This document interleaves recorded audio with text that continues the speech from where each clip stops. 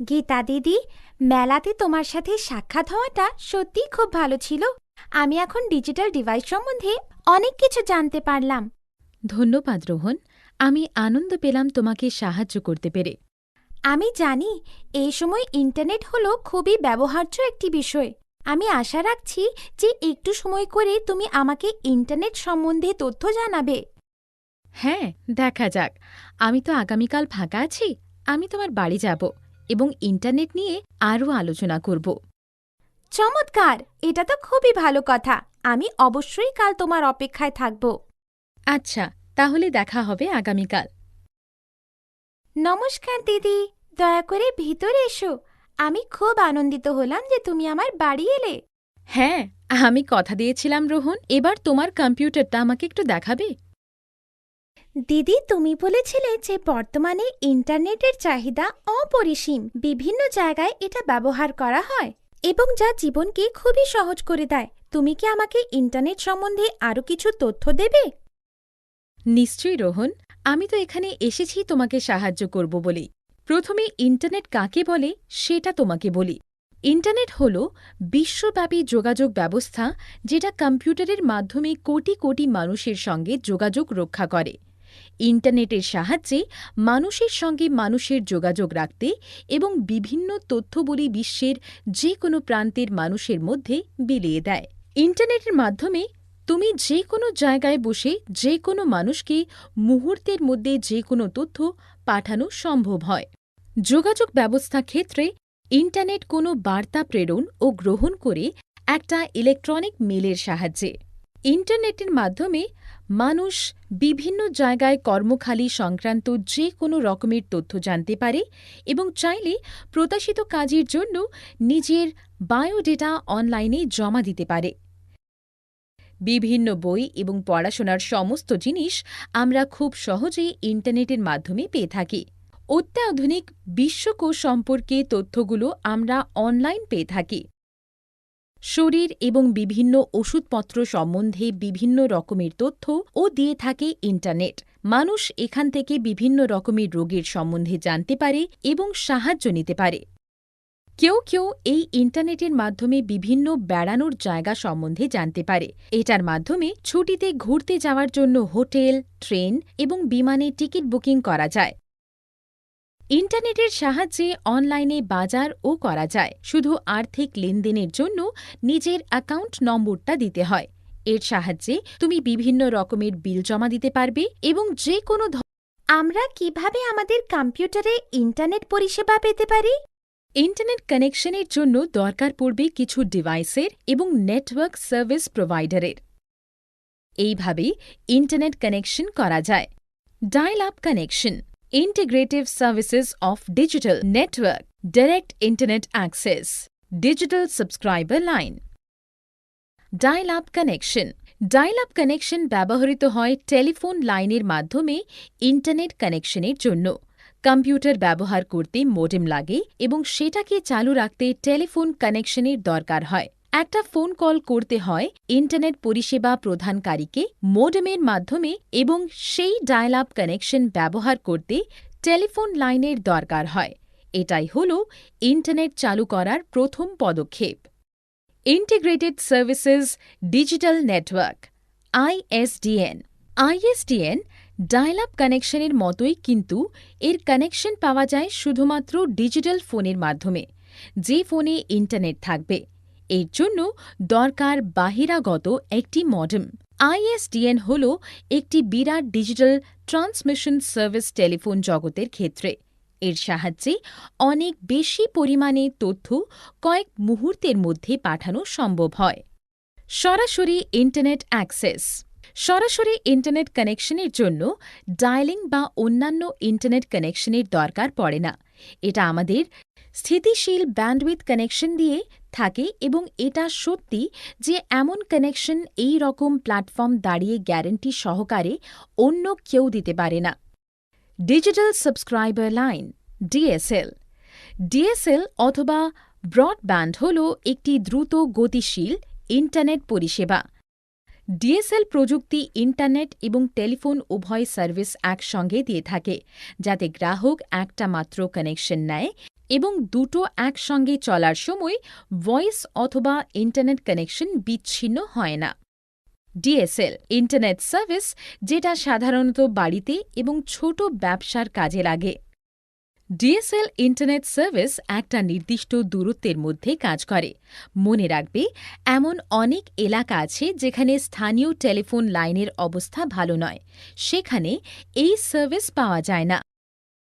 Internet অ্যাক্সেসের জন্য সাধারণত তিনটে উপাদান তোমাদের কম্পিউটারে থাকতে হবে, যথা মোডেম, ইন্টারনেট সার্ভিসেস প্রোভাইডার আর ব্রাউজার।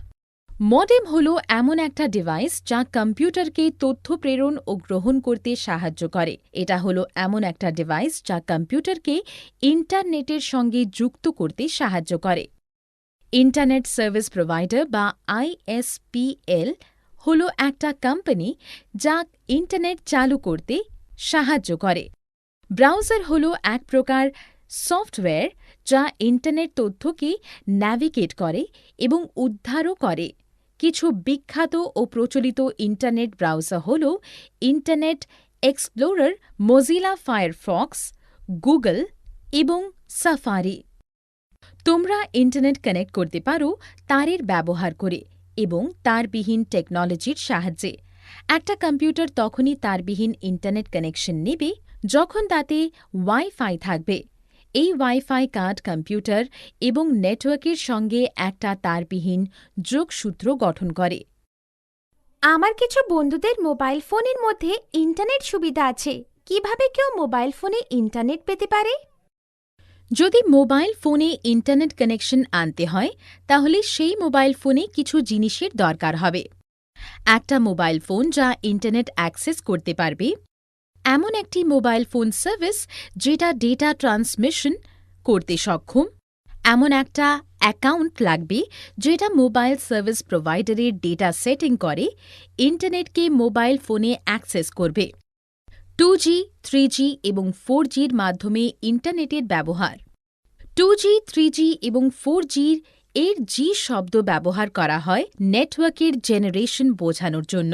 একটা বিশাল পরিমাণে মানুষ আগে জানত জি মানে প্রচুর পরিমাণে শক্তি, যা প্রেরণ এবং গ্রহণ করে থাকে তথ্য এবং যেটা তারবিহীন একটি সংযোগের মাধ্যমে। 2G নেটওয়ার্ক সাধারণত ছিল খুবই ছোট এবং ডিজিটাল নেটওয়ার্কের জন্য সিগন্যালগুলো ট্রান্সমিটেড হয়ে যাচ্ছিল ডিজিটাল ফরম্যাটে এবং ফোনের মান এবং ডেটা ট্রান্সমিশনের মান কেউ উচ্চতম মানের করে তোলে। 3G জেনারেশন মোবাইল নেটওয়ার্কের বর্তমান বেশি পরিমাণ বিখ্যাত এবং এটা তৈরি করা হয়েছিল সেই সমস্ত মানুষদের জন্য যারা ইন্টারনেট ব্যবহার করে থাকে মোবাইল এবং ট্যাবলেটে। 3G কানেকশনের ক্ষেত্রে ডেটা ট্রান্সমিশনের রেঞ্জ হয় 384 kbps থেকে 2 mbps এর মধ্যবর্তী এবং ভিডিও কলিং, বিভিন্ন file, internet, online TV, high definition যুক্ত ভিডিও, বিভিন্ন রকমের খেলা এবং আরও অনেক কিছু করা যায়। 3G কানেকশনটি তৈরি করা হয়েছিল সেই সমস্ত মানুষের জন্য যারা সারাক্ষণ ইন্টারনেট কানেকশনের সঙ্গে যুক্ত থাকে। চতুর্থ জেনারেশন মোবাইল নেটওয়ার্ক আরও অনেক বেশি বৈশিষ্ট্যপূর্ণ নেটওয়ার্ক দিয়ে থাকে। 3G কানেকশনের বৈশিষ্ট্য ছাড়া এতে ডেটা ট্রান্সমিশনের কাজ করে থাকে 100 mbps থেকে 1 gbps এর মধ্যে। এবার তুমি বলো যে কিভাবে আমি আমার মোবাইল ফোনে ইন্টারনেট নিতে পারি। নিশ্চয়ই রোহন, এবার আমি তোমাকে দেখাবো ঠিক কিভাবে কিপ্যাডযুক্ত ফোন এবং অ্যান্ড্রয়েড উভয় ফোনে ইন্টারনেট চালু করা যায়। যদি কিপ্যাডযুক্ত ফোন হয় তো প্রথম মেনু নির্বাচন করতে হবে এবং তারপর ইন্টারনেট। দ্বিতীয়, এবার হোম পেজটাকে খুলতে হবে অথবা হোমকে নির্বাচন করে প্রেস করো এবং 0 বোতামটাকে ধরে রাখতে হবে। ওয়েব অ্যাড্রেস এন্টার করার জন্য অ্যাড্রেসটাকে সিলেক্ট করতে হবে এবং তারপর ওকে। ওয়েব খোঁজার জন্য সার্চের নিয়মগুলি মানতে হবে এবং সার্চকে নির্বাচন করতে হবে। এরপর তুমি সার্ভিসের সঙ্গে যোগাযোগ করতে পারবে এবং শুরু করতে পারবে ব্রাউজিং। যদি তুমি ওয়াইফাই সেটিংস দেখতে চাও তো সেটিংসে যাও, নির্বাচন করো সেটিংস এবং কানেক্টিভিটি আর তারপর ওয়াইফাই।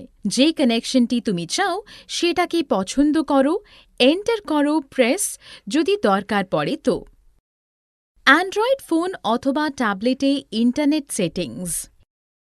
ইন্টারনেট সেটিং হবে তা জানাবো।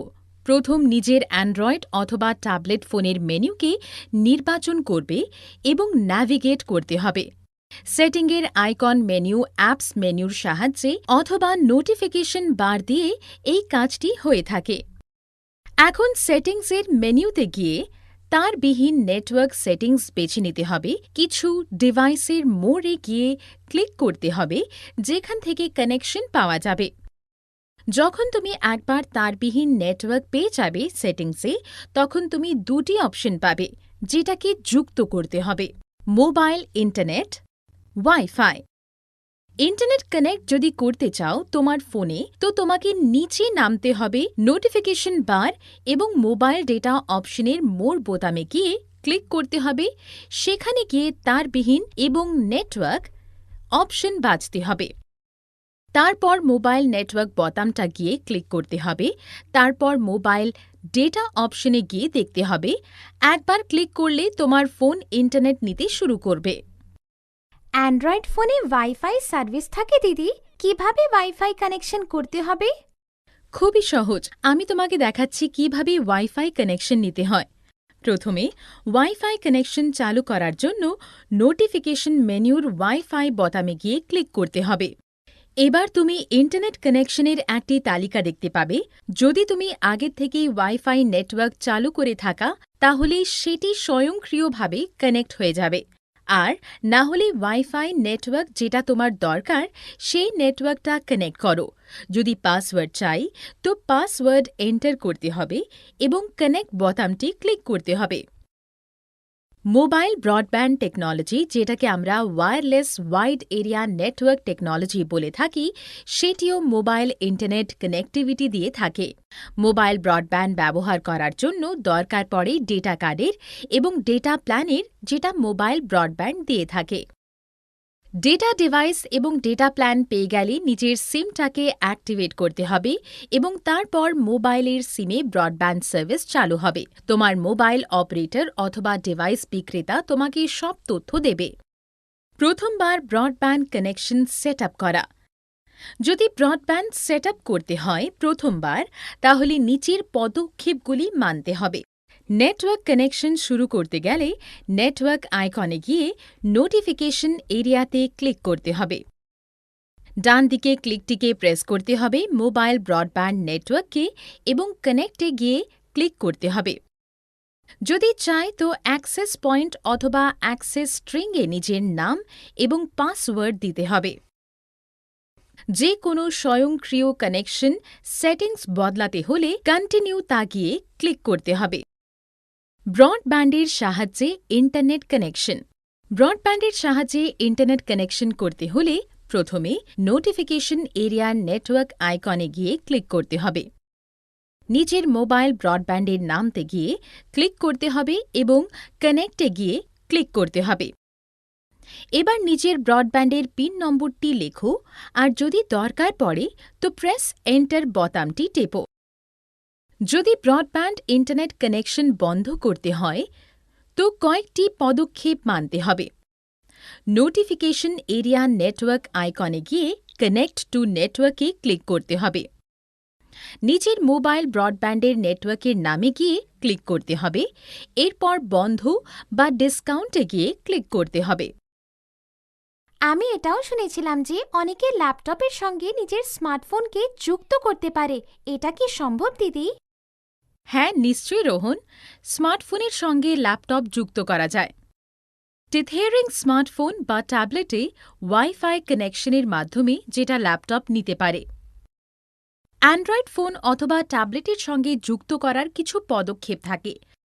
প্রথমে ন্যাভিগেট করতে হবে তার বিহীন এবং নেটওয়ার্ক সেটিংস মেনু। কিছু ফোনেতে অ্যাপ থাকে, অ্যাপস মেনু, যেখানে থেকে ওয়্যারলেস হটস্পট তৈরি করা যায়। এবার টেথেয়ারিংয়ের ক্লিক করতে হবে এবং পোর্টেবল হটস্পট অথবা সেই রকম অপশনে যেতে হবে। এরপর পোর্টেবল ওয়াইফাই কানেকশনের মাধ্যমে একটা নেটওয়ার্ক সেট করতে হবে এবং তার একটা নাম অথবা পাসওয়ার্ড দিতে হবে। দিদি, বলতে পারো যে আমরা যখন ইন্টারনেটের মাধ্যমে কিছু সার্চ করি তখন কেন www লিখতে হয় হাইপার লিঙ্কের মাধ্যমে?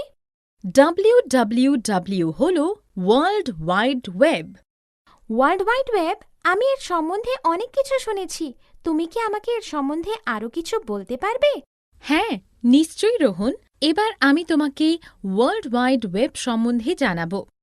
ওয়ার্ল্ড ওয়াইড ওয়েব www হল ওয়ার্ল্ড ওয়াইড ওয়েব। এই ওয়ার্ল্ড ওয়াইড ওয়েব অথবা দ্য ওয়েব হল ইন্টারনেট সাবসেট।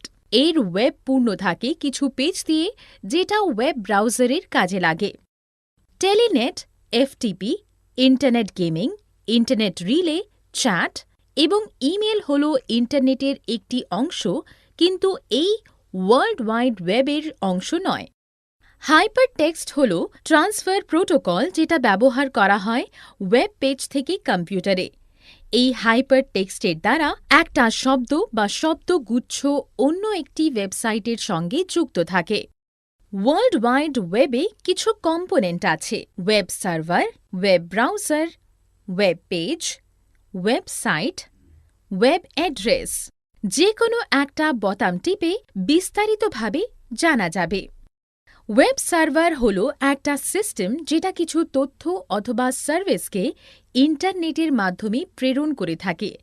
ওয়েব সার্ভার হল কম্পিউটার যেটা ওয়েব পেজ প্রেরণ করে, সেটিকে বলে।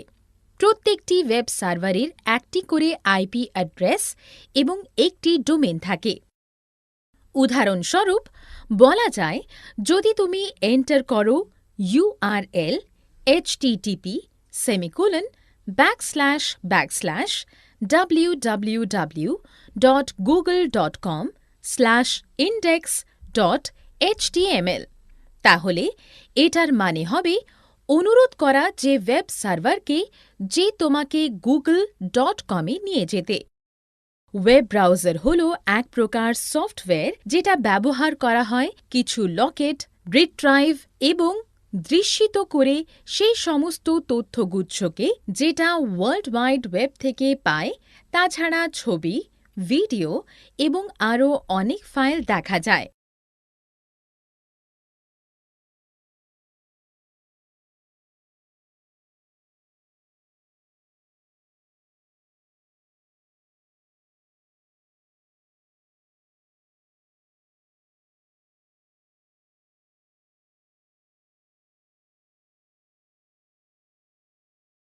Web pages the world wide web তৈরি করে। ওয়েবসাইট হল অনেকগুলো পেজের সমষ্টি। ওয়ার্ল্ড ওয়াইড ওয়েবের যেটা সাধারণত একটি মাত্র বিষয় বা অনেকগুলো বিষয় নিয়ে গঠিত। প্রথম ওয়েব পেজ অ্যাক্সেস করলে দেখা যাবে হোম পেজটা।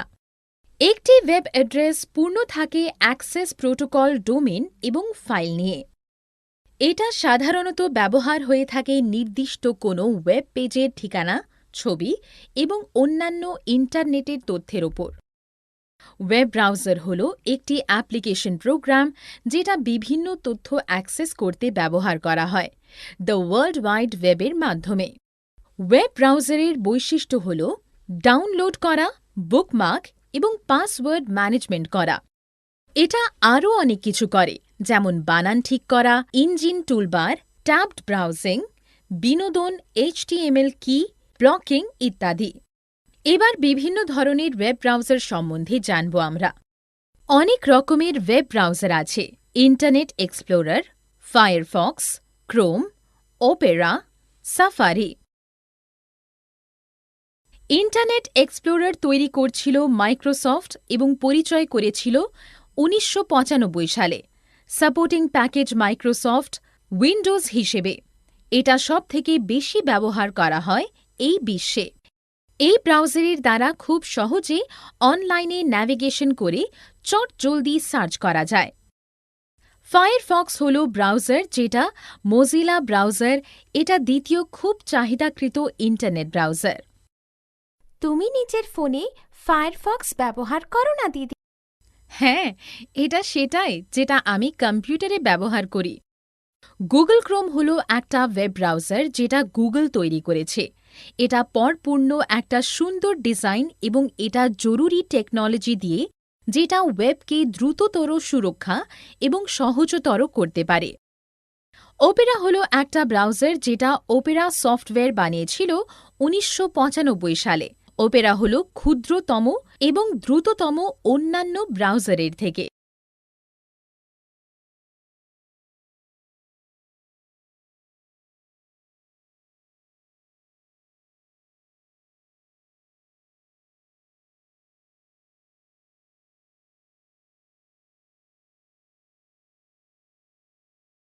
সাফারি হলো একটা ওয়েব ব্রাউজার যেটা অ্যাপল আইএনসি এবং ম্যাক ওএক্স মিলে বানিয়েছিল, যেটা জনসাধারণের কাছে আসে জানুয়ারি ২০০৩ সালে।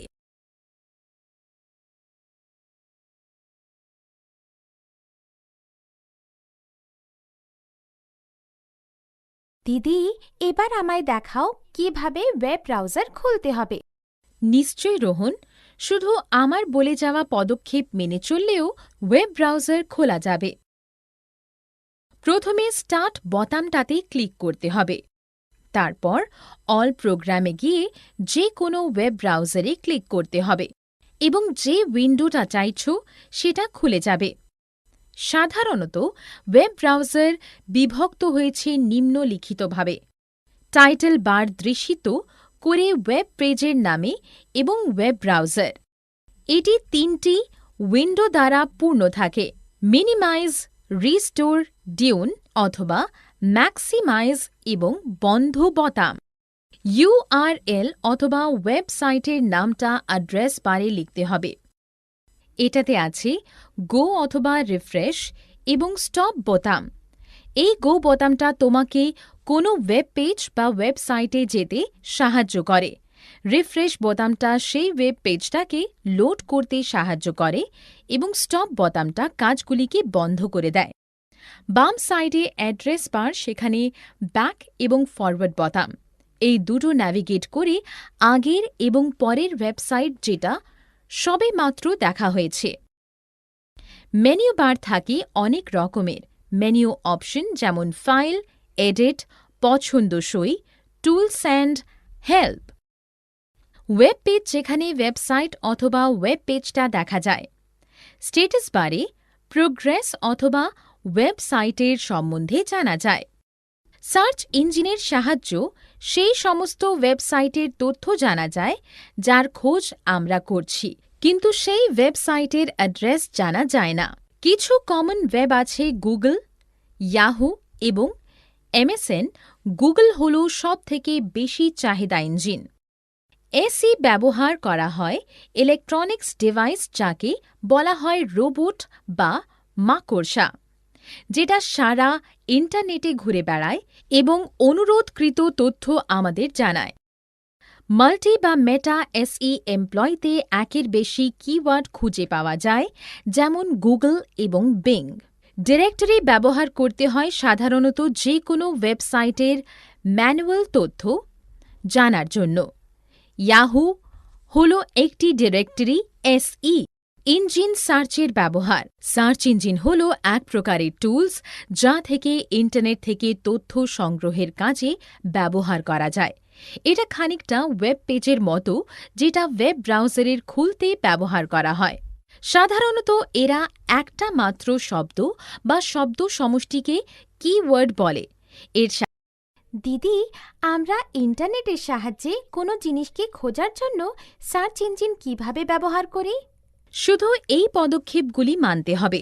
প্রথমে ওয়েব ব্রাউজারকে শুরু করতে হবে, তারপর লিখতে হবে https://www.google.co.in অ্যাড্রেস বারে। ধরো তুমি গ্রামীণ ভারতের স্কুল সম্বন্ধে কিছু তথ্য জানতে চাও, তো কিওয়ার্ডের জায়গায় লিখতে হবে।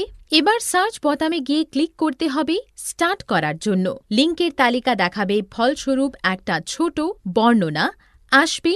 সেই ওয়েবসাইটের উপর দরকারি লিঙ্কের উপর ক্লিক করতে হবে। যদি তুমি অন্য কোনো বিষয়ে তথ্য জানতে চাও তো ব্যাক বোতামটি ক্লিক করে হোম পেজে গিয়ে সার্চ ইঞ্জিন করতে হবে। যেটার সম্বন্ধে জানতে চাও সেটা গিয়ে লিখতে হবে কিওয়ার্ডের জায়গাতে। তারপর সার্চ বোতামে গিয়ে ক্লিক করতে হবে। অনেক রকমের লিঙ্ক আসবে, যেখান থেকে জরুরি লিঙ্কটা নিতে হবে এবং পড়তে হবে তথ্যকে। যদি লিঙ্ক কিছু আগ্রহপূর্ণ তথ্য পাও তো বুকমার্ক পেজে দেওয়া যায়। এবার ক্লোজ বোতামটাতে গিয়ে ক্লিক করে উইন্ডো থেকে বেরিয়ে যেতে হবে। এবার রোহন, আমি চাই তুমি নিজে একবার সার্চ ইঞ্জিন করো। হ্যাঁ, নিশ্চয়ই। শুধু বলো আমি কিসের খোঁজ করব। ঠিক আছে, গুগল ওয়েবসাইটের মাধ্যমে গ্রামীণ ভারতের কম্পিউটারের ইতিহাস সম্বন্ধে তথ্য নাও।